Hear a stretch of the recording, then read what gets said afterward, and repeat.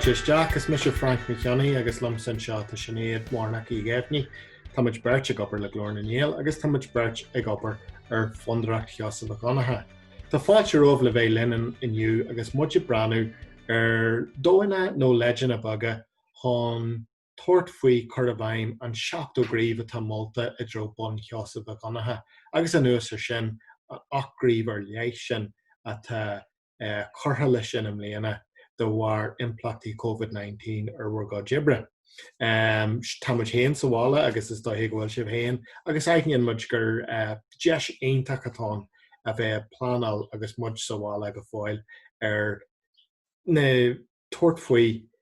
na gníomhaíochtaí seo a rathas a dtreo bun Sheosaimh Mhic Dhonncha níos faide anon sa bhliain. So, tosaí mise mar sin, agus aircimuid ar dús ar an 8 gríomh speisialta sin a leagmuid síos siar a míhharrta mar chodú de clubbanna nach beidir dul amach agus tuairt faoin sport ar an bharc nó ranganna sa clubhach. So tá 8 gríomh ar leith mar German seo a bhaineann le obair go féidir dhéanú ónmhála nó ar lína ar Zoom cosa le seo. Agus capan muid go dúirt sin cosan airde den na clubbanna sin ar bhaile ó bun óhain semach go fáil am léana.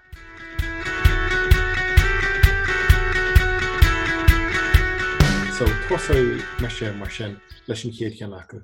Agus is é sin gríomh céan ólama sin bunrang a agrú ar lína. Tásúla an go se seo siimplí go leor agus in teige go leor bé go leorlóir an na clubbanna ag agrú rangan a géalaige le fada an lá. Agus don ama tá roiine is dóthe má táid gurí leanhaint de ranganna tá se go maiid a gní ar ógu ar lína agus is dóthe go bhfuil se sin deanta ag rinshhaid agah. Ach tá Zoom fearhhaid le haid seo, tá Google Meet an agus tá Skype agus an ilamad dóine eile fiú WhatsApp gur féidir le daoine teach le chéile ar lína agus a bheith an tuairt faoin obair seo. Ra leat a chinéad don darnacin. Agus ever a dó dearach cos leis an céad ciúnan sin céan ólimteanga agus man rang na ardrang agrú ar lína, so as mas féidir liv a go an céad céim eile agus an darna rang a churfáil tá sin mar ré an fásta. Is dóigh deach go teige agus muidir caint ar gníomhaíochtaí a bhaineann le fólam sa chéad agran eile den chláir seo ach mullen muid a gcónaí le gach set gníomhaíochtaí ar an muid bhí a gcónaí an gríomh seo an go meach bunrang agus manrang nó ardrang an agus táhacht ar le bailach chun tosaí a thuairt de fólamarí agus go hairí a glanolamarí. De éiad siúd a dhéanann bunrang go meach an darna level an ghfuil dói chun bogu chun tosaí. Agus is dóithe leis an tríú gríomh tá muidir gáil cainte ar inis buinneann se sin leis go mhaith. Agus is sé sin ibre trí circle córa géalaige a agrú ar lína. Agus is takeíocht breise atá sa circle córa déon duine atá na ranganna. Agus éad géirí an géalaige Eolasú agus a chhlaachú go mhaith. Ní amhain sin agus is frut socialta agus jazz agus táhaach de éon phobal agus dar nó a táimeadí tógáil pobalteangaí an seo. So tá circle córa aontach táhaachta sin go mhaith. Tá sé aonta táhacht a fólamarí agus de fiosóirí mar aon. Okay, Sinead? Agus is fiú lu don ceann sin fásta go mééis sin codúlas ar he mac an seo agus mar digol níos fuidir hiolún dín glasáil donna daoine beidir nach féidir teachtamach atá go fáil beidir burtha mar tá an ggóil codin na clubbanna ag planáil do sin do gine beidir nachhfuil rá compordach go fáil teachtamach ná bhfuil rudí ná galar na féród orthú nachhfuil siad ré do sin go fáil. So ever a cahar sin atá agam na dúchlan sport trí géalaige ar na man hóisialta le haid buil rud atá sílim atá glór clubbanna dhéanana faoi lethair agus glór agriíochtaí éagsúla a dhéanana ar bhaithe le fiúla agad a bhhailú so nílaon aib an sin thoné a dhéanana trí géalaige ach an aird is deis intach é get a crack agus sprí agus rud a spragu a más na buil frídin géalaige nasca leis fásta. Is dóigh go dtiglann plug a thuirt de Cumann Lucas Gael Karen Doney was a dear Connell go leiscail in dúna ná má leiscail ar ina seoan. An sin faoi lethair tá siad san i deanú Skynebre faoi mar a bhaineann se le dúchlein don 6 seo agus iad a bheith deanta trí géalaigh sin go mhaith. Ever cuig cachtain na sport trí géalaige a chur fáil ar lína. Agus seo brud a feici a gine le an sráid clubna cumáid gohfuil drillanna baga nó cachtainna baga nó skillanna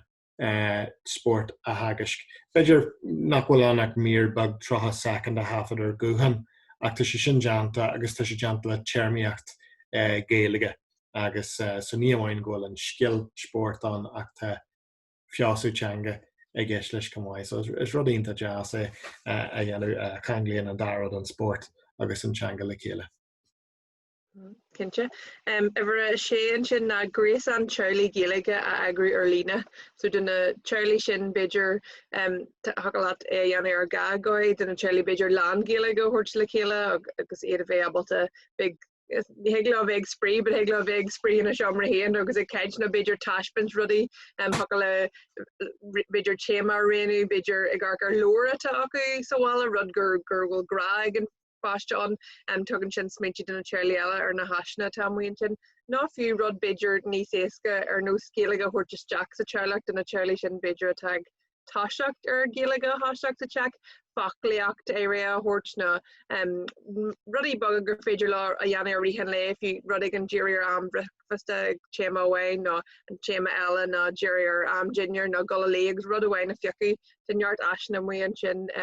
the jerry shin august de may in cashed agov le gullah draw shin cur chakrak no reafast huginya and shaw a glord neil higlin to occur a draw na hashna shin agus tá sé feici agam sa gohfuil grúpi Charlie am muon sin a tá Janú cócraach le chéile ar léine is dóigh go sacríonn siad rihré cadéad na héidir tá si go dhéanú agus na hair a bheits í agus tá siad a cócracht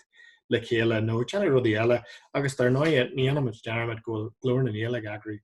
trena gceist Charlie ga ihe gcónaí agus go deocha leis an gréas an a bheith páirteach an sin sa gréis an náisianta Charlie géalaige cumáid leis an bingo bí a gine le linn na seaachnaí cumáid gach ar lehanach Facebook glór na níl an sin. Ciad rud eile gríomh ever a seachtar an lista sin na session aránaíochta nó ceol trí géalaige agrú ar lína. Now is dóigh go dóga sé duine atá ilse agus cumasach a dtíobh aránaíochta ná ceol a bheith agat honna bheith an sin dhéanú ach trígan clár scór a bheith ag na clubbanna is cinse go meach go leor leir clubbanna an anseachtar gine éigen a hocu seo dhéanú trí géalaigh agus is rud breise go féidir a chur fáil den na buil sin trí géalaigh sa tréimhse seo.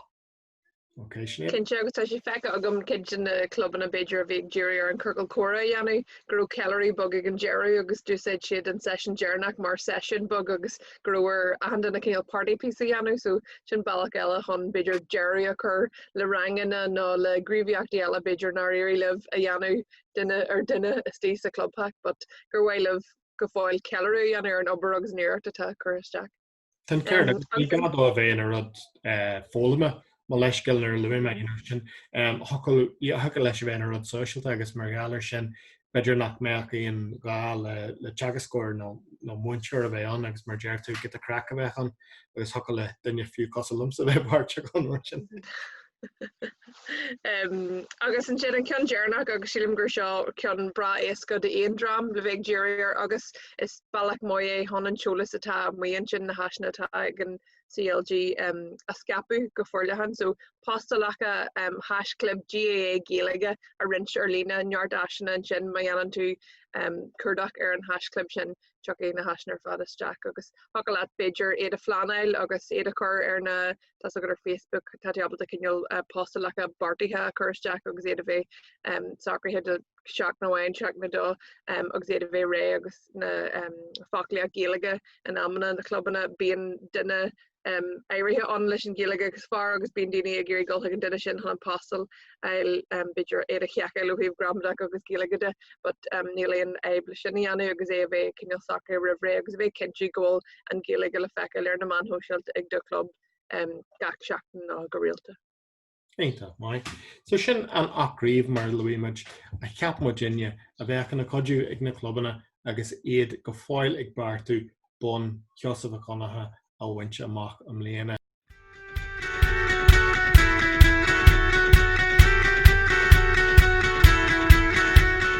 So inis agus sin deanta arcimid inis ar an 7 gríomh atá in san lábhlóir sin an 7 gríomh atá molta go bliain túil agus gach bliain de bhain Sheosaimh Mhic Dhonncha. Agus sa fios seo rahamid tríd na gríomhaíochtaí sin a bhaineann le stadas teanga. Agus ar ballbag tuairtamid ga uí speisialta isteach le loirt ar an dóigh bhfuil siad san na tuairt fan obair seo is é sin Brian Macaiad as na searsalaí I go léomhan chun bhainechan agus Gwen Lonergan ó níomh colm ciile bailíon bhétaí I gcónaí na mí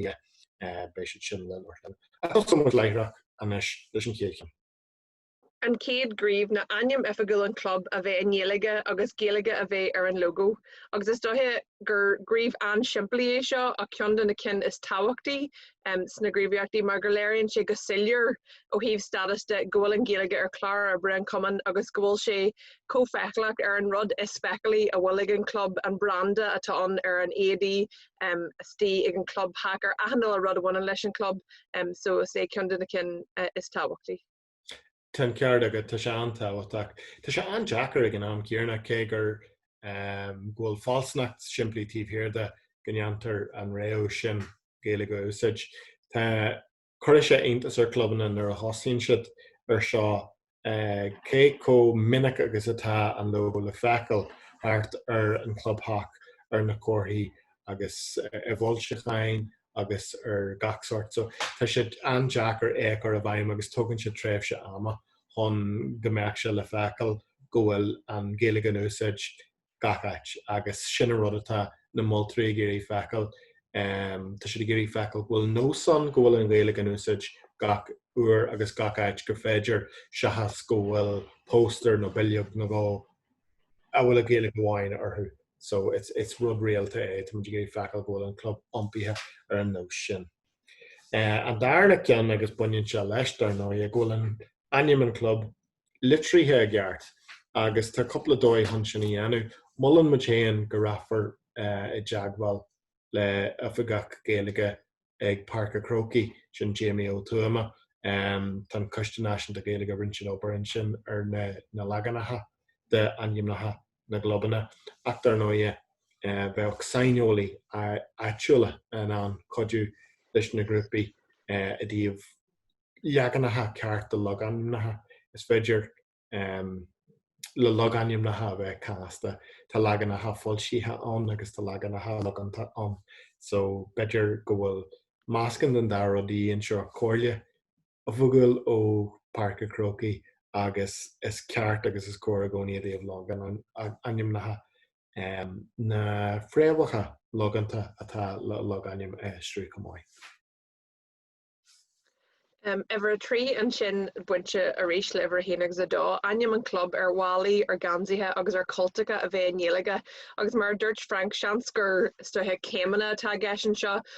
beidir ggóil an logo mar le agad an tús fain tú an ceann inéalaige fain tú ag ceadaithe agus níoma de gra a géidir go amach agus ahanal rudí an ar an tuirt ach nuair atá éadaí nua a ordú málaí nua a ordú é sin a dhéanamh agus a cinnte go an logo ar air agus an sin leanachta ré agus é a bheith ar ahanal a rud atá buinte leis an club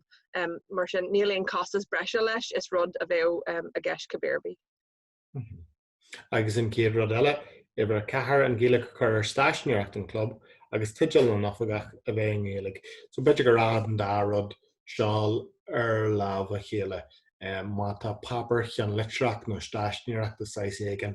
ag an club. Agus corcmuid beidir sinniú ar bon réomhfosna san éireamh seo cumáid sin stáisiúneoireacht ar lína mas maile de agus go mbeadh géalaige in úsáid sin agus tar nó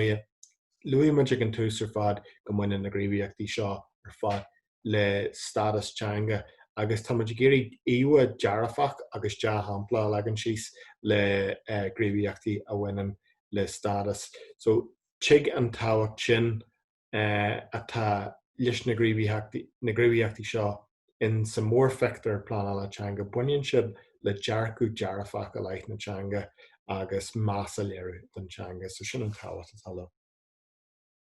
Agus a rééis tá sin sa léir le ever chuigann seo ainm na parca a bheith inéalaige is féidir libh rud atá agah beidir astri nó mátá park nua le bonú gin leor club an nua an fásta mátá sé bheith réanú aim de parka a bheith smíine ar aim géalaige a choréir. Agus a rééis is dothe bheith goladrá eil cadíthe agus cinnte le na séolaí luganta nó séolaí istí sa CLG héan ar nos GMA le bheith seacha le netú agus a rud. Agus in chéad gan eile gríomh over a sé, sin afagach géalaige a chapú ar an coiste. Agus nuair tá sé ráiteag in seo afagach géalaige a chapú ar an coiste, an rud táid géirí fecail na ggóil duine aim níthe le bheith tuairteire don géalaige agus don géalaige bháin. Is minic é Grinch clubbanna gur bonan an afagach cultúr agus an afagach géalaige is fástatá. An churthaige tá molta ag Fondúireacht Sheosaimh Mhic Dhonncha na go gafar afagach cultúrtha agus go gafar afagach géalaige gomach an dá jobán le gomach duine le ddíriú ar an teanga bháin. Bhar a seachtain sin mír faoin géalaige ar chlár ga cruinithe. Is he ggóil táhacht ar léile seo le cinsiú nach neantar dearmid ar an géalaige nó nach bhfuil sé cinneol caiite Jack le rudí eile ar nó scór mar dúirt Franco híhann ifagach tá rudí éirithe buinte leis an géalaige ar nós na gríomhacha seo gur féidir le bheith plé ag na cruinithe agus tugann sé cinneol meurachán a an duine ggóil deis mas rudí nach bhfuil ifagach géalaigán fiú just ag an ifagach cultúr le bheith smíniú ar rudí ó híomh na géalaige a bheith lé mas rudí go mna sé le rudí atá le cadú, rudí atá le plé, muoinú a tarfáil an Fondúireacht héan, mátá sé ar chlár ga cruinithe, béis sé an gach mí, béis sé pléite agus fásta tuair sé spragu de gine a bheith smíniú faoin géalaige agus rudí gur féidir lá dhéanú go rialta. Inta mai. Agus an céad gríomh eile na cóthaíocht géalaige a bheith fan clubhacha agus Louis Madrin Champlain an seo sa lábhlór cumáid. Na seomra festas, na léithris, seomra an réiteóra agus rula. So tá go leor áte híon san club agus dá ghfuil cóthaíocht a saoise ag an an agus mar bhfuil an géalaige ar mallan muid go gurfar géalaigh leis cumáid. A ríist eile buinn se le másar an teanga ach tá focail eile an muintear ús a deas go minic an seo cumáid agus sin normalú teanga. So tugann sé deis le gaoine cruth na teanga beidir ólam trí bheith fecail na teanga ar na dáirsí agus in IG agsúla so tugann sé áit don géalaige in san clubhaach tugann sé léironn sé más don teangaí agus táhacht an teangaí in san clubhaach ach deanann sé an géalaige normalú písa cumáid agus is dói an coppla focail ólam cumáid. Tinte agus ever níon seo buan sé leis an rud céarna sé normalú teanga ní amhain bhfuil an club héan ach de bhfuil atá ag teacht ó club an eile agus ag garc ar an scóirclár ag dó club. So géalaige úsáid ar an scóirclár. Agus tá rial bug a gin faoi seo nach leor aim club amhain do club héan a bheith an agus an sin visitors a bhéir is cadé muid cultúí chuir ach as far as dóithe má tá an spás an an scóirclár defriúil teagaid sin ach beidir lista eil duna clubbanna tá idir chundé eil agus a thuirt an duine a bhíon a bhéil ar an scóirclár gur féidir leis an duine sin na hanim na astrú agus teagaid fásta go míon méidéirithe litricha ar na scóirclárna gur féidir leat beidir cad a thuirt na aonú ag na crunithe faoi cendóid go mé na faclaí na hanim na sin litrithe ar an scóirclár, but a rééis is rud inta siimplí ach inta éfachtaach ó híh phobal ar fád a bheith an farc ag garcar agus ag fecail na hanim nathe agus éiad an úsáid go réalta den ní bhíon daine ag smíniú ar taisiún agus tuigeann siad go ddíireach céhéad na hanim nathe den na clubbanna sa conda. Agus darna is cóirúin ag an stad seo beidir an eise ionteach sin loganim dataí a lua gur féidir teachtar legan nathe géalaige de loganim nathe agus do bháiltí is mar sin so bheith sin an is agah. Clár crunithe cloiste a bheith dá hangach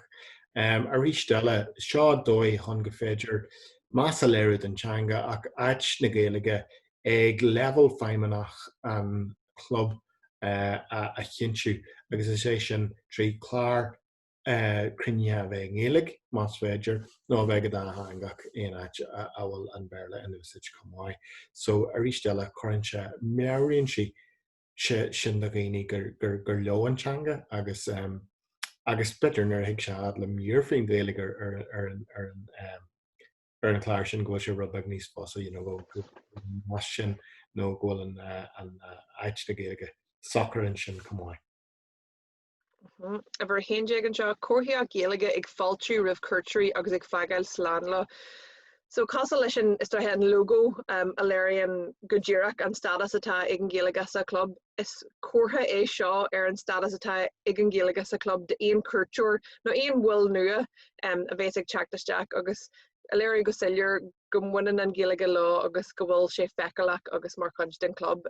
Tanheart samplaí maithe amuonn sin na club an éagsúla. An eile dóin a é dheanú ó bhuairhaisiú go cuatha bog jazz ar thaobh an móthir. Galore ruddy agus is féidir leis an club an cinneal stampas acu héan ó híomh cruthaíach a dheanú le seo. Tá samplaí an alíonnta le feiceal amuonn sin ag roinnt clubanna agus tásúlagin agus muidig fáiltiú app go luath go mbeadh muid an chun na samplaí iontacha sin ar inslibh. Ní amháin leis an gríomh seo a bhhain ach leis na gníomhaíochtaí ar fad a bhaineann le Fondúireacht Sheosaimh Mhic Dhonncha.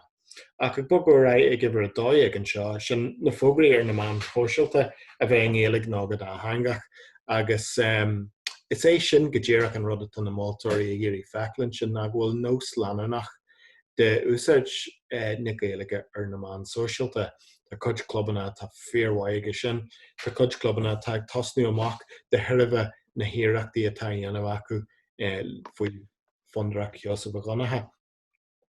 Ach an rud atá táhairteach ná go grochaítear nós. Tá sé simplí go leor ag club an córacha úsáid sin seo nó an cóirfísa a fóstal an Gaeilge ach tá muid nígurí feiceáil go leanfaí sin thart se éirithe ama. Mar sin nuirt an na máiltóirí amuí libh agus sibh a choristeachar bun, béis a breanú ní amháin ar an seachtain sin ach beidir níos fuide siar tríd na míana le feiceáil bhfuil nós réalta an sin. Agus tá dean hampla iontach den obair sin le feiceáil ag an club luama níos luithe sin seairslaí ceolóhan gan dí bhanachan agus is sé sin brian atá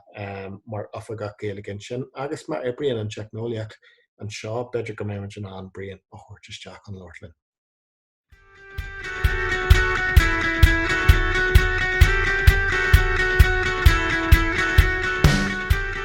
So an seálinn inis tá brian macquaid ó cumann na sáirslaí ceolóhan chun dé bhanachan agus sin búirteirí bun óir 2008 ag fáilteóid a bhrian. Nor am I good, Frank? Bhrian aber linn rudagan nó písa bag faoi star an chumstal Gaeilge atá go bhain sin ag an club.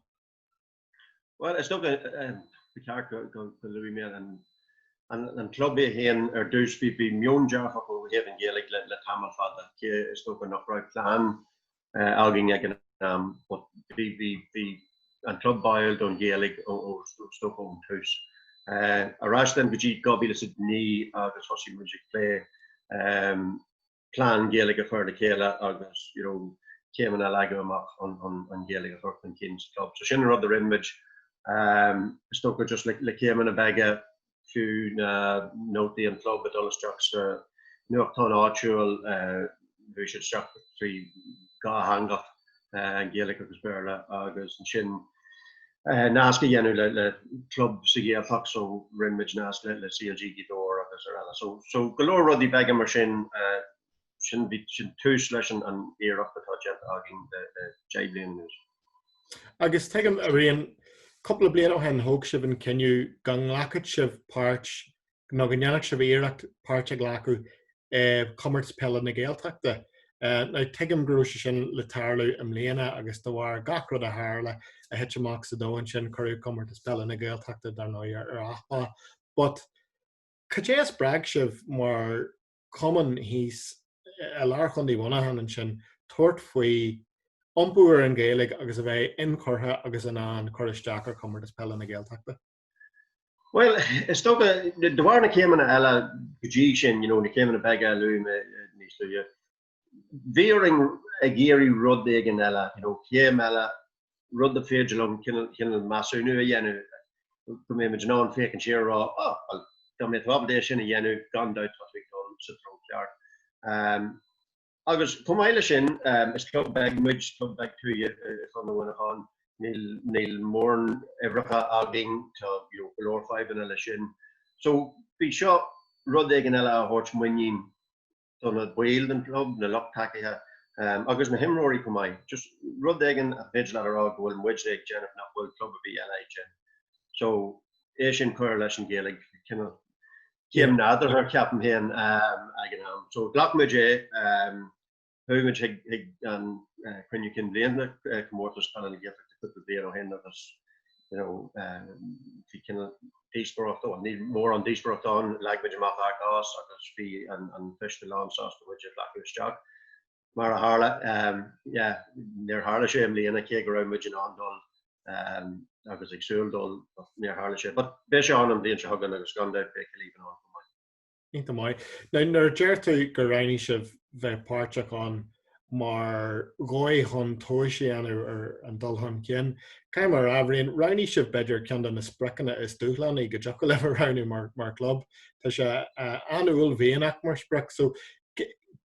cén áit as a dagan an dóthas sin a bhí agah sé gáil siar rins bliantaí go mbeadh sibh an anna dhéanaar? Well, is stocha nuair thosaigh ag gábhíl sa ní gábhíl sa dé. Bhí rins daoine sásta Gaeilge leir, but beag an daoine a bhí dhéist. Ach blian é blian tugann níos mó daoine le chéile, tugann níos mó géalgóirí amach chu daoine le scaine Gaeilge daoine le beag an Gaeilge, but fiú bhí siad lánsásta an beag an Gaeilge sin a úsáid. So the war sin bhí cinan muinnín agin mar cliste tá cliste Gaeilge agin ag go léiban agus bhí cliste tá gceist daoine tá lánsásta over a chur isteach a hanrod. So the war gohfuil an cliste go mai go war gohfuil an agró an club co-jarfach go héamh an Gaeilge go héamh a hanrod a bhí mar géirí sin an fágad lachmuid an céim agus gan céim mór níl sé éascaí agus fiú le tá blian eile an le clapú agin so lacimuid caiithú bheith ag obair a rudéig, caiithú ag fécinn síos an bóthar pí a bheith agus cé gohfuil sa Jackar ceann daoine níos mó obair na tána níos cruúin ná éascaí. Brian, bhí man stíir go caintin sin ar an dóid chun an Gaeilge úsáid go héfachtachar na main socialta. Caiimar a bheith breanúir lehanach Facebook agah sé tá an Gaeilge in úsáid agah. Tá Gaeilge creidim ar gach postal ar an lehanach Facebook agah. Gacham leis gúil sé Jackar sin a chuineáil suas an mú tú héananig obair nó bhfuil drama bhfuil daoine eile an coiste codú leat agus cén dóid míonn si bheith plánál le go mbeadh Gaeilge ar gach píosa a héana amach na man socialta. Well, a rééis sin nuair a thosaimid mé héana amháin a bhí ag January war sin blianta ra bhí rins daoine eile sásta Gaeilge úsáid. But an rud is mó ná an cinenne a rinne an club cruinniú bliantúil ó rudí mar sin. An cinenne a bhí genta ag an club go caithfí go méid éireachta gceanna Gaeilge chur a hanra. So fecinn tú ar man sosialta táid a gúsáid Gaeilge go réalta ní dóil go bhfuil postal amháin fiú le bear le amháin ar go Gaeilge ar a hanrod. Well, cum eile sin táid a géirí sin letracha táid ag seola amach ag fiú na scoiltathe nó éon rud a táid a géirí Gaeilge ar a hanrod. So ní duine amháin atá ag January is an club atá ag January. So aine atá i mún tógra éigen dá mé sé a géirí éon rud a heola amach nó a chur ar Facebook heaglo é sin a plé leis an Christa Gaeilge ar dús. Agus just chun creic nu a bhléon bhui sibh an bonóir gablion ó hen, bhí sibh ar ceandan dá club a bhui an bonóir don chéadú a riú an bhéon sin. Cad a chéalaí an taitheanta sin don club agus could sé mar chuidí an Fondúireacht libhse bheith an mar méontaí a bhaint amach? Well, to gá rud a rééis mé ar spproch a bheith agat agus a bheith ábalta tóisií anú ar méid dultan cíine atá agat agus gandáid tá an Fondúireacht ionta mai ó thaobh sin. Is fearhhaid am a daoine ag teach an taobh mai ag teach seach ag the club agus masúnú a dhéanú ar méid atá agat. Agus go gandáid ní leanrod dearfachán tá rudí go ceart méid ag déanú níos fearr. But earned ar tá mon rud ag an ní fecin tú na rudí dearfacha. Bíon tú ag gcónaí ag smíanamh beceart mé muidir go raibh níos ciste nó beceart mé an rud seo teanta. Is onanta maiid nar atá an daoine isteach an céad mé ará go fair play díobh rinne seo go maiid agus lean le sin agus fiú chóirle hortstitch ar na rudí eile a dhéanú níos fearr. Ach go maiid le sin just fiú an bunóir a bhuacint agus an bun airgad an blian rih sin. Is muoín atá muoín ha fíocht hafacht go maiid an daoine is spragu an Gaeilge an Orch agus gandát nar a fecin muinseach go líbhan an poblíocht a banan leis an bunóir winch agus ahan rud mar sin. Iú tag an muoín orthú go maiid agus is fiú é sin ó heh spragu na Gaeilge tá an daoine muoine nach faoi fecin siad gohfuil an Gaeilge dearfacht an club bhfuil rudí ag teach amachchas agus tá sé ina chuidir go mór dú. Aonach mai bhríon gur 100 míle maigad a sa bheith linniu. Bye, Mar míle.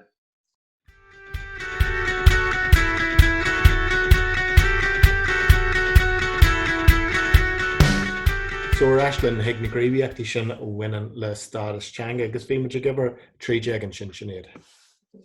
Liste aimimnethe Gaeilge na globanna Eolas a chundé a chur fáil don ciste. So mar dúirs mé faoin scóirclár seo bailachán an jaachán a heicáilen seo. É seo chur fáil don ruúnaí le go bhfuil sé abalta na haimimnethe Gaeilge chur fáil ó híomh aon áhar a churann siad amach litricha riomhfuist é a chur fáil don ifigá caiddrih peibli le húsaid in san apostolacha a Louis Frank agus atá an úsaideach chun an Gaeilge a scapiú agus an normalú agus é a bhéir fáil donna daoine ar fad ar an coiste chun beidir aon rudí eile tá siad sanna dhéanamh agus aon gríomh goúir a bre go ré le fócastí agus fiú rudí bhhain le sláinte daoine bheith go deaghfuil tá bailí eile chun an na haimimnethe sin úsáid ach rud cóisiampla le deanú. Eita mai agus an céad rud eile ar an lista gine na duine óg agus nó Germans duine óg tá muidir caiintear duine idir 8 agus 35 a capú mar afagach áige Gaeilge le réir ar chuchan cin na Gaeilge a másc daoine óga sa club. Agus an cúisgóil se seo luit in ámantaí. Ní bhfuil caiime se rá mar gnne bhain éasta nach digam sa héon reachtanas an tíir óg mar bacóir gan an teaghfuil sin ceart a bheith agam láfa agus sílim gur go bhfuil se bhád níos fusa do dhaoine óga gláir héana le go amachtaí fa héin. Mar sin nar hiic se ad le cinntíí a hógal a díomh úsáid na Gaeilge ná Gurhan cin na Gaeilge a másc an ísógan san club. Níl dóid níos fearr na sinna dhéanú chun go glóir agus go ag an glún sin héan agus sin an fáil go mbeallan muid go gabhar duine den óg den í sin chun Lord ag ar son an glún sin ag cruníthe agus an aiscáid de 6 an a thuirt de feimmenach an club nó den grúpa Gaeilge. Sin an cúisgóil sin is.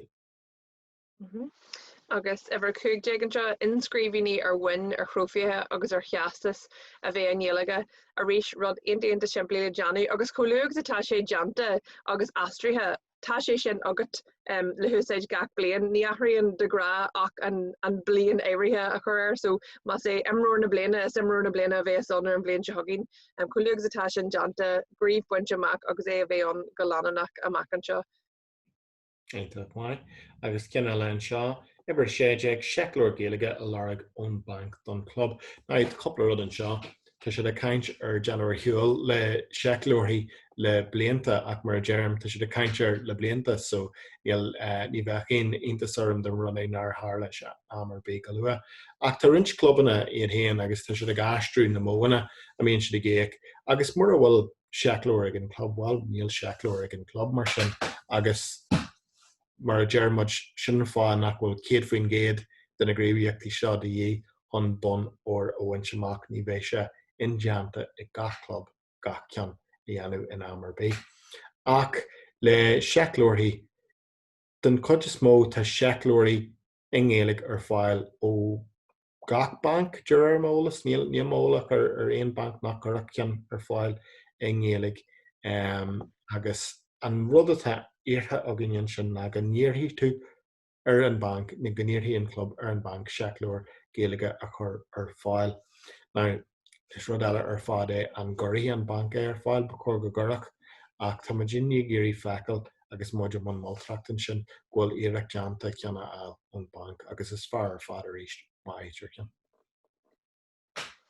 A bhfuair seach an seo Gaeilge a bheith ar uilse an club mar hampla blian uris star an club nuclear féilire takeid latos réile. Stoithe go gaithí muidir bheith silúr John na gaithí ahanana le ceanda sin den sampla sin a bheith in Gaeilge nó Gaeilge a bheith mar chuide mar seans nachhfuil ahanana le ceann uilsiú ag an club golóir clubbanna nachhfuil beidir an nuclear acu ach an gheann siad féilire blianta ná tan látú acu ach nachhfuil an ceann eile. Ní annach samplaí ach táimeid géirí a eagail má tá na fáilseáin ag an club ghfuil an taithanta sin agus an stada sin léirithe an Gaeilge agus ghfuil an Gaeilge mar chuide. Agus is fiú a lu fásta nachhfuil géirí mar hab leis an takeid látú gohfuil facail amháin Gaeilge ar ní an sin agus a ra ghfuil Gaeilge ar mar gríomh silúr léirithe ghfuil an más tugad an Gaeilge tá bailí an siimplí hon an Gaeilge chur air agus tá inteige mar daoine aons mar hapla an takeid látú tegann siad nuair atá trí lína an gur an sin agus seolú ag leat seolú a chuirteach taile aon duine tá gulthaigh cluichí CLG tegann siad gur taile gur sin an bhíomh costas de bé an cuatha punt an cabbéirbí nó an cuatha euro is féidir leat an data chuir an látó an pata óir golóir bailí agus golóir samplaí an mhaon sin ag neart clubbanna tá Johnny Sauríireacht ach adas go bhfuil Iarc Janta han golóir den sampla mas blianaris ná nuclear na féilire han an Gaeilge chur air agus é a bheith feclach ag hanhain han písa bug amháin é a bheith go silúr gohfuil an status ag an Gaeilge ar an uilseáin éirithe sin. Sin is daigur cordéin a bheith salúir ag an stad seo tá sé feici a ginta samplaí chur hamáchan sin agus ní ród a Gaeilge ar fáilseáin seo beidir ach animan club. Tá sin clúdaithe faoi gríomh i bhar a héan seo gríomh eile ar fád agus mar sin tá muidir géirí fecail níos móna animan club amháin a bheith scríofa in Gaeilge. So an chéad ceann eile na sí vidirlín an club a bheith chutha ar fáil trí Gaeilge. Gach sean scóil aber mhór a gceist leis an gríomh seo beidir go bhfuil clubbanna ag géirí go mbeadh lachanach dá hangach don lachanach balla an beidir go bhfuil clubbanna an ar bhailó gach rud atá mar Eolas buin nó static information gur checks atá a síon ar an siomh de gra go mbeadh se sin chutha ar fáil taobh leis an béarla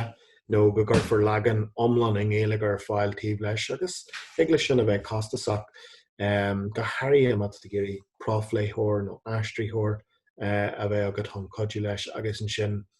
gnéicfar as an tíomh technicúla de sin chun spás a crothúir an siomh le go méach legan nach an Gaeilge an. Tuigeann muid sin agus sin an cúis go bhfuil se seo in cailíthe le deontas faoi scéalmóntas Fondúireacht Sheosaimh Mhic Dhonncha so fáilte muidir gcónaí ribbon club a chur agus teach ar airigid le go gurfar legan Gaeilge nó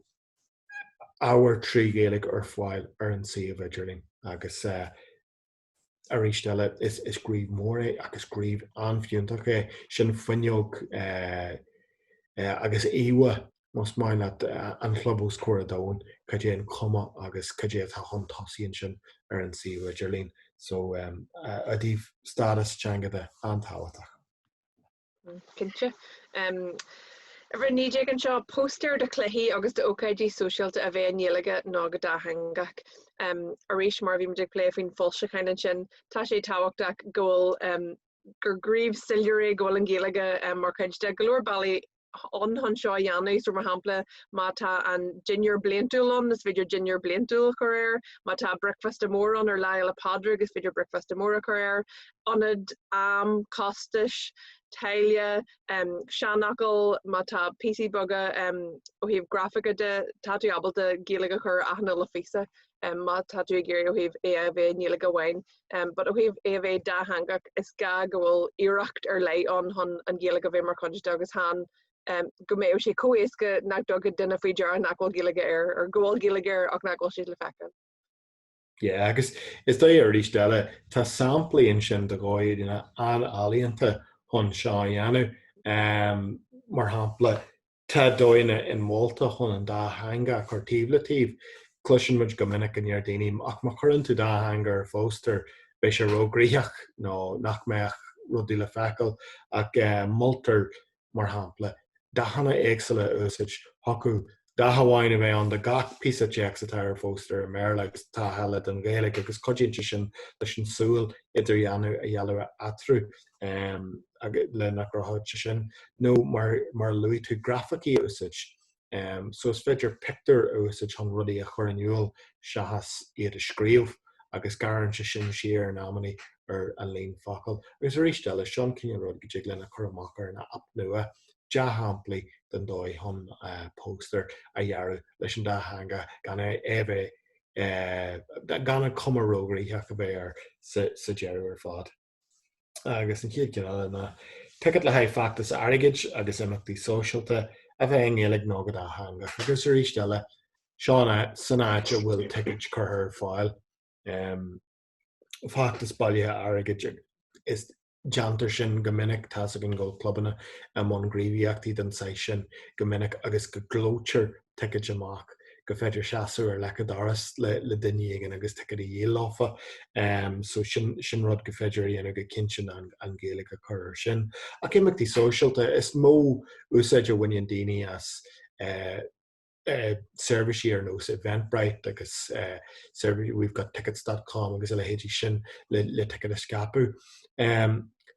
Na bí iad an term nach féidir Gaeilge úsáid an sin, is féidir ticket clóite agus is féidir laganatha Gaeilge choristeach de aimimnatha OKG agus onid agus le héidir sin, so is féidir Gaeilge úsáid an sin go fáil cé ggóil an ticket clóite híon beidir gáil as data. Agus cinnte híomh na ticket clóite de gra bíon an ticket clóite ag gáil leis an póster atá deartha hana féin, so hiaglaat an dá rudí anú leis an éon gríomh amhaine dóthe agus na faclaí céarna a bheith orthú agus tech island sin. Fís a héanaan seo córagras ón club a bheith dá hangach agus an Gaeilge amháin sa Gaeltacht agus a más clubbanna RB an Gaeilge a géad teanga. A rééis an siimplí má tá tú gáil deaghfuil le club mar hampla chalíbhín mar bhí meidir pléin sin le bríon atá géirí bheith gríomh trí Gaeilge nó lécra lachraí lí nó na Gaelóga na clubbanna mar sin atá féimid go thomna na Gaeilge scríomh an sillir agus ládro híomh dó club a bheith generation trí Gaeilge a cléisiim in amna go héirí le clubbanna Beiidir atá táiseart amach nachhfuil sé seo ar chlára breach ggóil sé gidabag Jackar ach mar dúirt Frank ní ga go méibh si burtha ggóil si bh chur te le aithne le ceann seo ó híhann bonóras 8 faoin géad so tá réon an rudí atá Beiidir atá sé babalta bhaintteach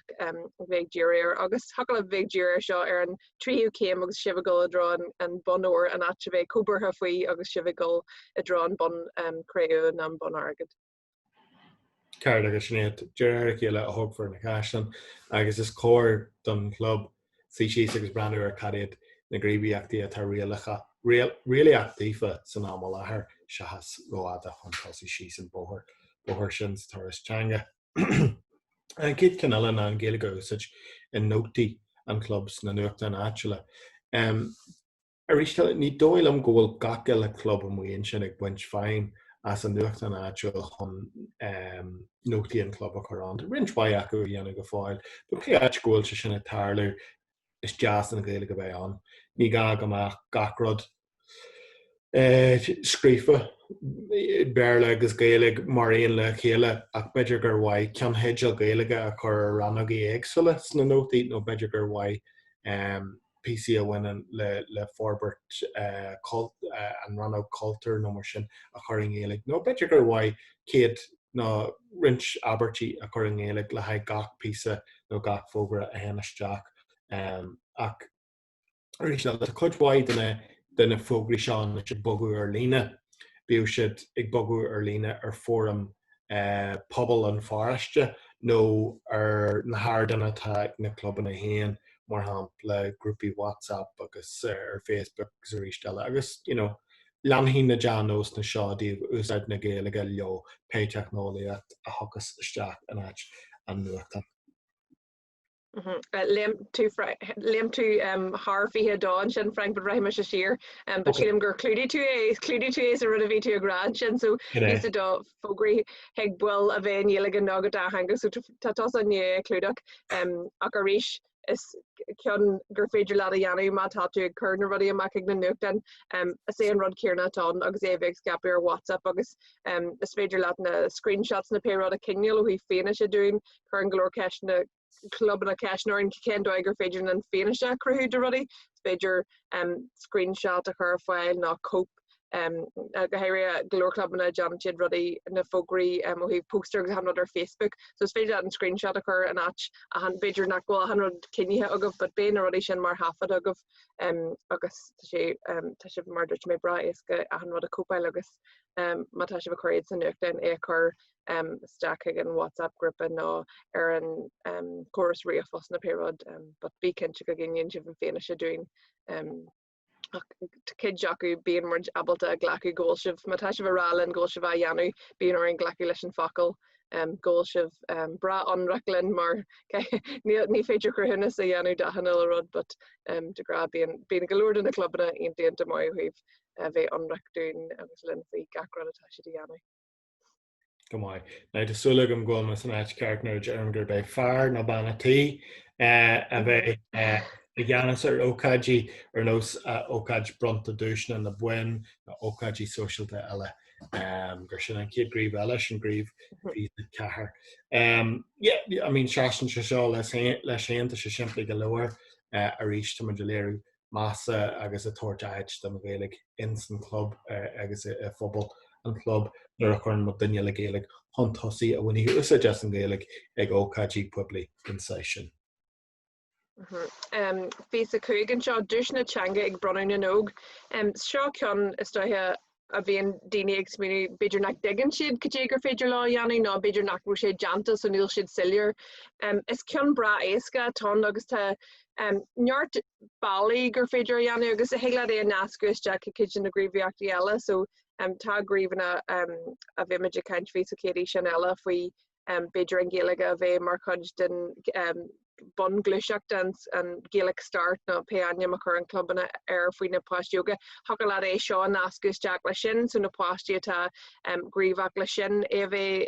beidir aitheantas a thuirteibh dúis bog chastas bog a dhéanú ná beidir go maian sé le scéimseirí a rinsibh ná le gríomh fríd na bliana an ammanna bíon golóir clubbanna tá rangana an do Gníomhaíochtaí agus hagal bheith rianú duine as sin agus an dúis seo a bhronnú ar an duine beidir rin an iireachtas mó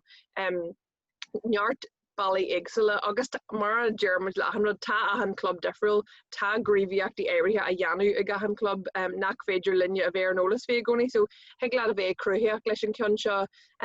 tá bailí an beidir an commart as a dhéanú an na páistí chun iad a sppragu chun rud igen dhéanú ó híomh na Gaeilge de agus igen bronnú tá sé babalta pakasí takeíochtail ó foras na Gaeilge le balún cartí sugarthe agus rudí defriúile atá tarint agus dá dó fáistí so tá Eolas le fáil agus pakasí le fáil ag ó foras na Gaeilge so is féidir lib sin a nascus Jack Beiger fiú don brunny hen de gra bí an brunny na nóg ag na grippi ag na clubbanna so is jazz é seo a bhéon an pakiste a bhéon go generalta níhain ó híh na Gaeilge de a chun an Gaeilge spragu fiú manháil an dúis seo an is rud jazz an Gaeilge bheith silú agus feiceach mar hud den de brunny na nóg go generalta. Ita bhain. Agus cean jazz eile an seo an fáine a bhronnú ar Builin Club. Tá go leor ar cúisna leis an fáine a bhronnú a rísteile is dhearú é caiithú an fáine ggóil an Gaeilge agad ach a rísteile tugann se áit don na Gaeilge so sinna fáid bhfuil se listáilte an seo faoi stadas cé go deocha é chur faoi úsáid nó faoi fólam cumáid ag brath ar an úsáid a bhainfort as an fáine. Ach an fáine féarhaid chuann sé níol do gaoine ghfuil tú sásta Gaeilge Lords. So beidir go spragann sé úsáid na Gaeilge. Tá sé féarhaid má bronnú le bronnú ar a gaoine atá ag fólam mar spragu dífa nó mar aitheantas ar an obair a chuir siad san isteach ag fólam na teanga agus tá aitheantas agus tá spragu antáhaach don ólamór is na focail baga cinealta sin a chuine iad ar an torastanga tá acu a dhéanaan caintúirí Gaeilge amach anseo iwar globana agus in iwar bobal so tan spragu sin fearhhaid ach an deis hon Lord cumhaid ag nuair acinn siad daoine eile caiithú an fáinne agus Janan siad éireacht Lord is mar sin rud a chuidíonn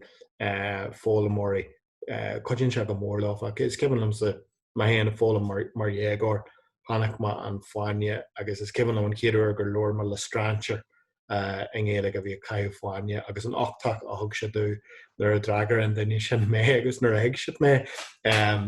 thug se an ochtach dú grom me sin angol amach bobal agus an teangaí agus seo tan fáinne go héonnta chun an daine is breacu gan airs. Dar nó é beidir just gur códaine le lua faoi teachtar an aine Tá teachtar ar an aine creidim sa ó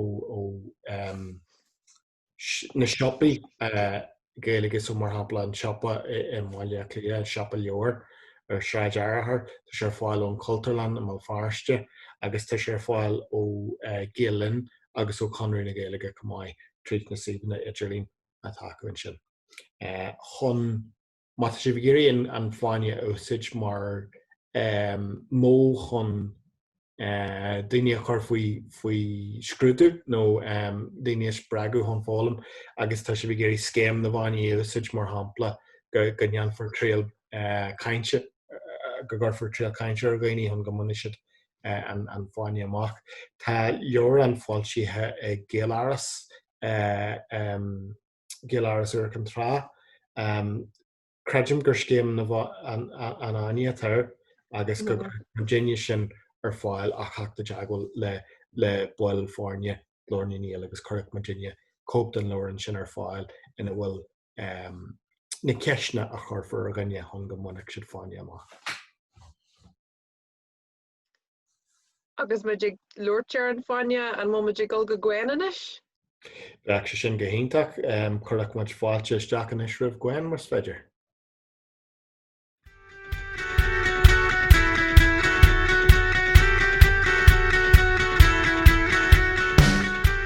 Fáilte rud Gwen to Gwen ní leanagan anseo ó club Gníomh colm Cilla ag gan daoine mí butchery bun airgid in Gníomhaíochtaí sa seachtaigh.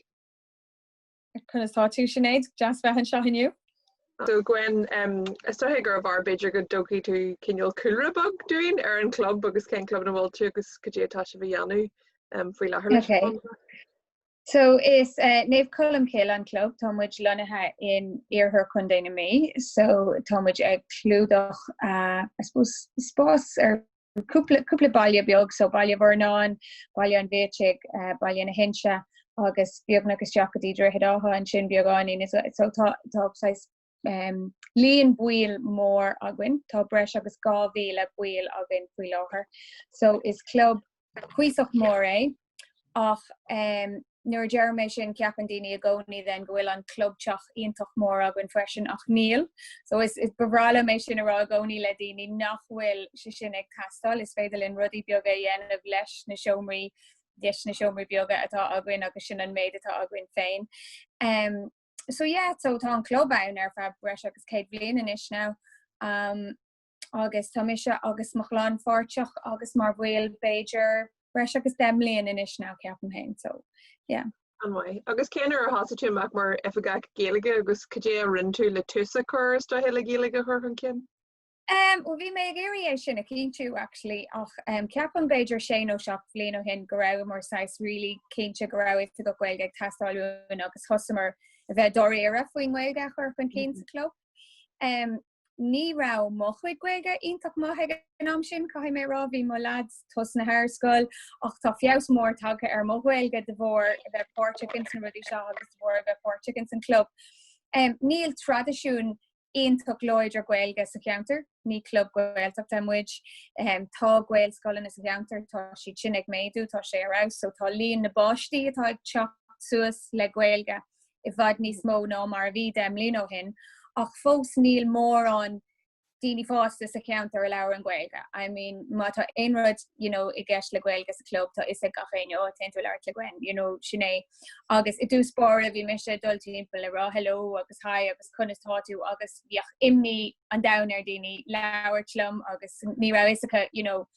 ceir a bhí a gceist ach taréis tógann sé cúpla bliain ach taréis cúpla bliain tá daoine compóir dochanis ná agus tá siad lánsásta cúpla focail a úsáid agus sin an méid atá tarsáilún I gcónaí just má tá duine sásta díaghaite rá agus an sin an córá eile chuid eile an córá bheith hospéir le sin go bra just pe Gaeilge acu agus cínte mátá páistí an Bhfuil scoil ann agus aithníonn siad mé bhíonn siad lánsásta Gaeilge leirtlumm agus leann siad Gaeilge lumsa nó le aon duine eile a bhfuil is go bhfuil Gaeilge acu in san club. So sin a husní sin. Inte mai agus fecham na suhantais sin agus so rinn tú cinneal tugra boglas na suhantais sílim or that piece of sin. So sin smuoine a bhí aghainn cúpla bliain ó hin agus mar dúirt mé bhí imní ag daoine go raibh Gaeilge nach mis ag chur breúir who is tócha Gaeilge leabhar timpeall an club. So an rud a rinnemer ná thosamar leis an ceann seoach agus so sin suúntas an club agus crest an club ach an ceanna a agam se dearann sé tá Gaeilge agam ach rinnemer cín freisin a bhí cúpla focail.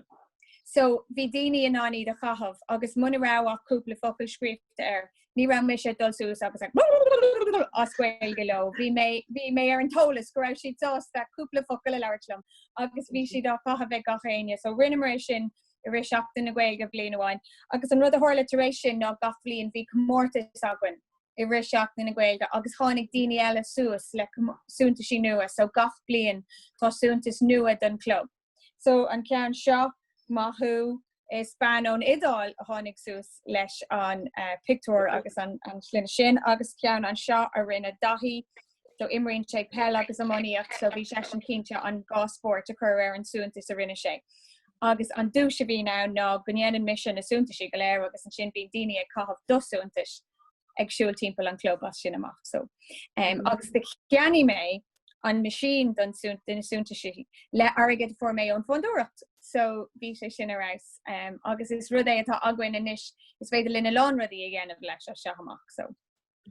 Inte mai so te chonachar jarfa ag an Fondúireacht is stoithe ar an club an bhfuil éon rud eile gnearna sibh is stoithe leis an airgid an Fondúireacht ná le chonachar na Fondúireacht ar na tugraí. Well tá airgid feite aghainn le cúpla bliain an nús inis ná is dócha ón Fondúireacht agus tá cúpla rudí difriúil déanta so I dús spóir ceanimar an machine den na súntaí. Rinnemer ihe sosiálta le club eile I chairman fecin agus bhí sé sin arás rinnemer sais tóíocht taisce I duna daoine a bhí ann so bhí buil ón dá club ann agus muid ag leirt Gaeilge le chéile. Jeanan muid rangan na Gaeilge in san club so úsáidin muid airgid ón Fondúireacht chun áisina agus rudaí a cheannacht duna rangan na sin.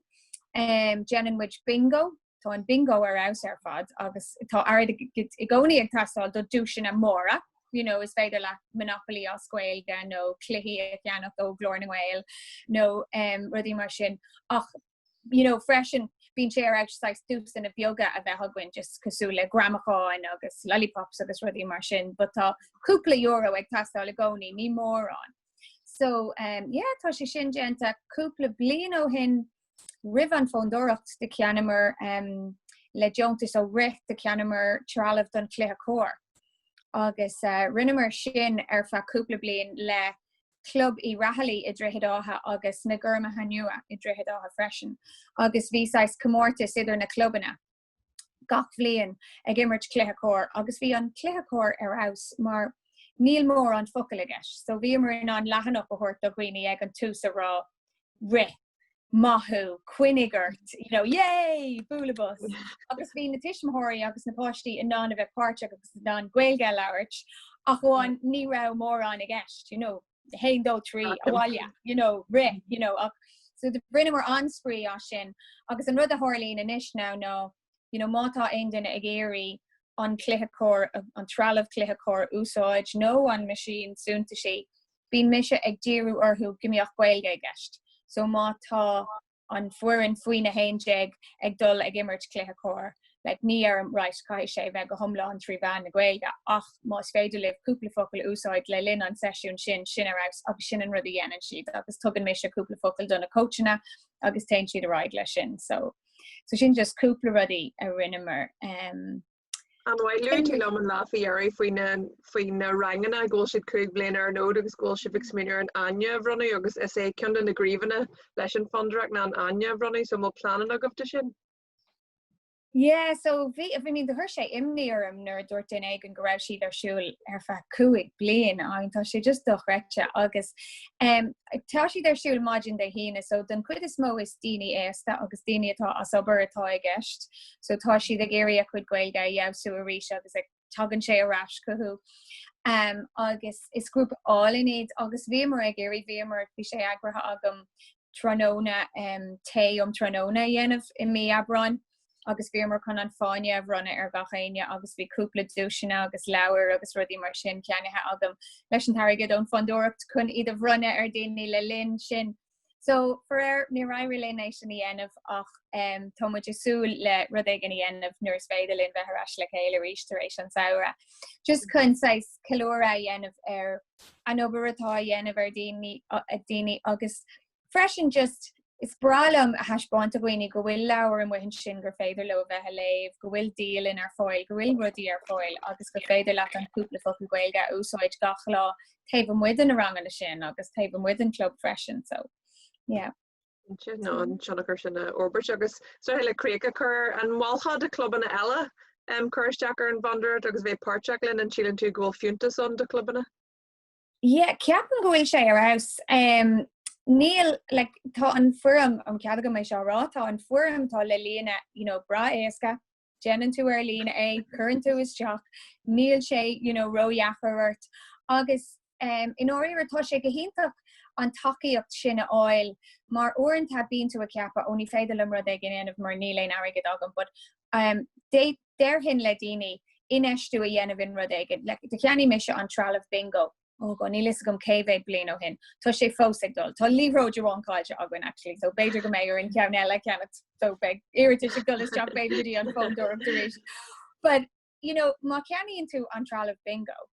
tá sé agat an sin is féidir le bingo dhéanamh gan éon dúisina is féidir le dhéanamh le dúisina beaga is féidir le dhéanamh le dúisina mór an nuairtá an tarigad agat but just tá an deis agat den rudí siimplí a dhéanamh an rud céine leis an cléthe cór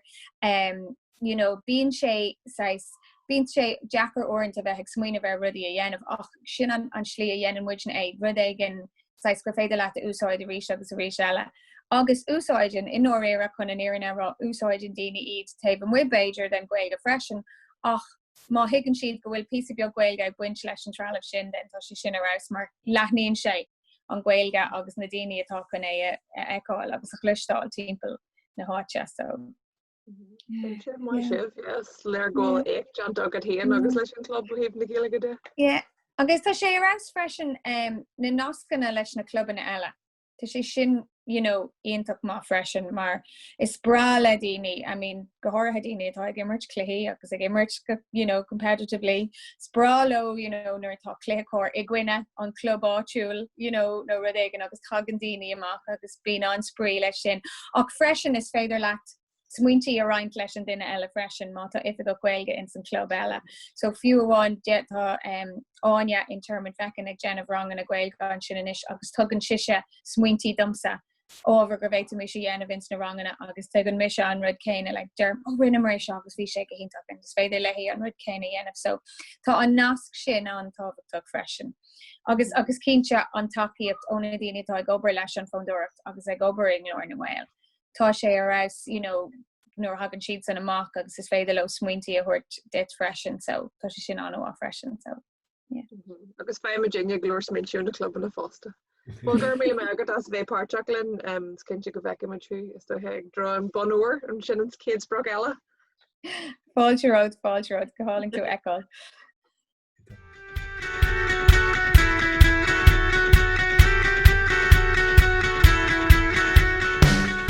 Michael snéir agus réilen mar sin le gríomh fichas a seat. So altar lei maidir le stalas na teanga agus gréthe eile den cultúr a bheith Monreacht an club Mar Eolas tá templaid bunreacht ar fáil ón Cumla le scéal agus cinnte go bhfuil bunreacht ag má tá club agah agus sibh sean mhaithe cinnte go bhfuil bunreacht agah nílim go mé bhhaindíomh gané sin sna blianta seo híh muoinithe agus gacrad agus rud táhachtach é seo mar caiimiide a hint gohfuil muide legar choras agus go dagan efagaí agus go nimíon efagaí go míon rudí aontaithe ag an cuman beidir ag an AGM agus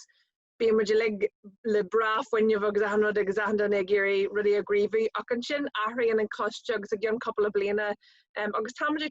luirtear turas an seo leis an Fondúireacht is 3-4 bliana beidir agus club ag gol ó 1 cléú a drá an uair. Tá sé táhachtach tá gríomh seo táhachtach le go bhfuil an rud sa bhonreacht mar go léironn sé go fad a buan go bhfuil status ag an Gaeilge sa club agus aon duine nua a hagann isteach nó aon costúr ní cé gur effaga Gaeilgeán, but an gra costúr a hagann isteach agus iad a leo feice siad go stilir go bhfuil an Gaeilge mar gríomh lárnach táhachtach de obair an club agus go an taitheanta sin tucha. So a rís gríomh an siimplí a dheanú níl ach é a phlé é aontu ag an coiste agus é a bheith chuthir ar an bhonreacht agus béise an go deá agus just scríomh jazz gohéirí an nuair atá na globanna ag deanna go leir bre ggóil sé an agus muidir le go réilean ar saoil go mééis sé an go deá. Da go bhhain. Agus fís a hátanis sin imach Gaeilge agrú mar chud de féile áitiúil agus is bag balle nach bhfuil féile áitiúil de saise ag an gach saoú nó éigen le linn na bliana tá a go mar an bhála agam san seo bí nó tríchan de éiltí fáin na bliana. Agus is de siad sin don club an Gaeilge go thuirt las muí de bhálaíon club hack agus rud ag an agrú in san phobal. Agus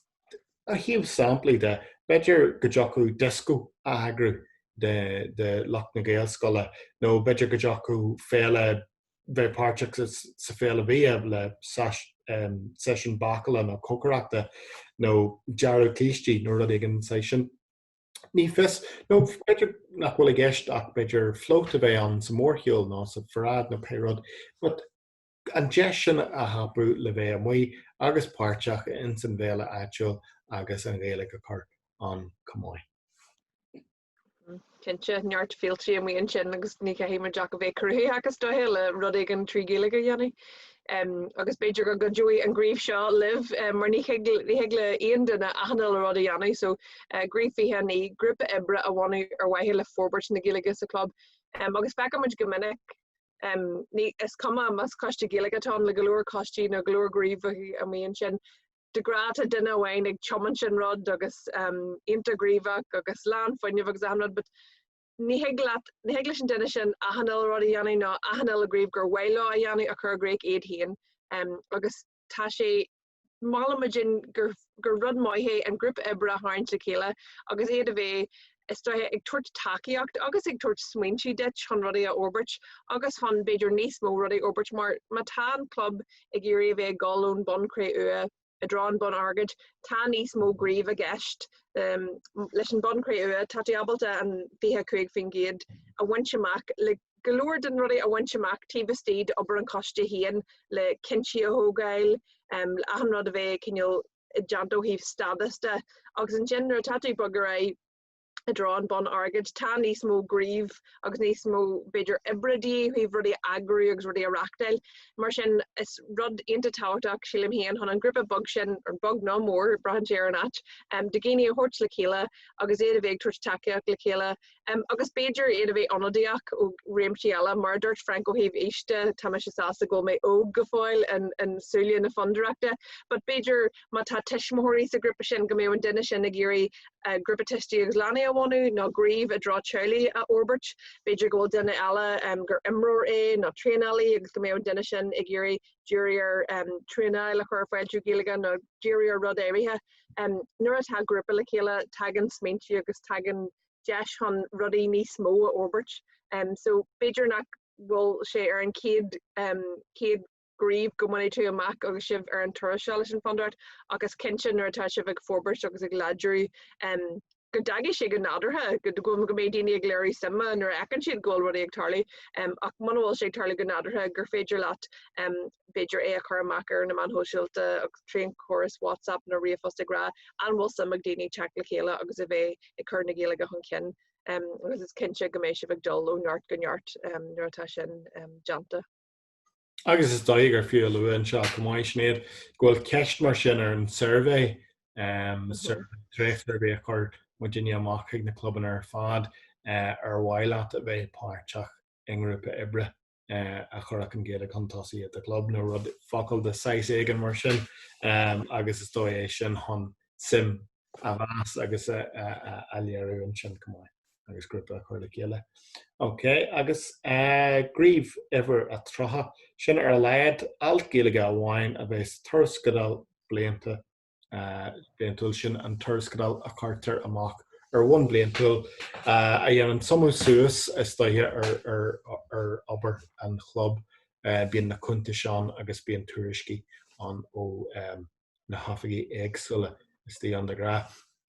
Agus mullen muid go gur for altaháin in Gaelig. Now, le rinshwaid club in a big Gaelig trídin an document seo mar hapla an réhrá ag an caiharlach. Is minic go bhecum sa na document na capisi seo agus bíon an réhrá sin in Gaelig nó go nosclaíonn se le Gaelig agus go bíon bear le híos faoi nó go bíonn se go thomlan dá hang agus is minic go bhecum sin. Is minic gur bíad tuairisc an áfagaí cultúrtha nó an áfagaí Gaeilge a bhíon in Gaeilge cumáid. So tá muid gurí fecail go mbeadh ar léad altaháin in Gaeilge le go léireoidh se don mór phobal an club agus don dóin an mhaí go áit don Gaeilge sa club. Cinse agus sílan ggóil táhacht ar leis tá leis an ceann ó híhann ifigach a bheith an agus an níomhhain ó híhann Gaeilge a bheith an, but go bhfuil sé sillir ó híh an ifigach cultúr ggóil gríomhaíocht i Gaeilge go ré mar an amana ag an cruinne cin bbliana sin nuair a hagan an pobl mór áitiúil isteach agus go bhfeiceann siad obair an coiste agus ggóil sé maion sin an spragu don beidir an duine tag sí sa seomra ag smaointiú faoi gol a drá an ifigí Gaeilge nó beidir amach anseo go bhfeiceann siad ggóil rudí go ré agus gur féidir le beidir tionachar a mairt ggóil an taitheanta sin tugtha don Gaeilge agus de gríomhaíochtaí ar hína bliana. Agus táidir teach an Jerry'n seo leis an status so ever trá héan páirte ghlachu ag gomartas pell na Gaeltachta. Agus a rís is ceann mór é seo de glór clubbanna ach mar léirí brion níos luútha an sin is féidir é a dheanú nuair atá do club coachmanta le calíbhín an sin, but is rud mór agus aitheantas aontaach ó híomh na Gaeilge de agus tá níos mó clubbanna stáithe anois atá ag deirí a bhéir na clubbanna lán Gaeilge agus seo ceann dóibh sin ach go héirithe ach mar dearmid le hanil rud ní céhí go bhfuil an club ag buinteach a hanil sprach chun an bon óir a buinteach ach seo ré breise duna clubbanna atá ag an stad sin ina doras ó híomh na Gaeilge de agus iad bra láidir. Sin go ddíireach snéad a bhín Jaimlíon áhan chur léacra lech laí an céad club réo las muid an Gaeltacht áfagúil isteach ar agus ghlaach siad páirt in Commartas Pella na Gaeltachta don céad uair. Jaimlíon a sí sa móthirnis tá na Gael óga tá Gael na Gaillimhe agus tá Common Bhréan an sin searsalí loan an agus tholamh cainte ar coppla ceann eile a bheits a bualadh ar na dáirsí sin go háan lua cumáid honna bheith páirteach an. So sin I mean tá sé ullmhéanach mar sprec ach tá muid géirí a léirú an seo bhfuil sé réalach agus don club atá smaointe go fáin tearmach agus a dtíobh an turas teanga taú agus a creidin ghfuil se sin injaanta. Bíú sé ullmhéanach nó nach méú agus bíú sé ina sprec fád tearmach well tá sé injaanta.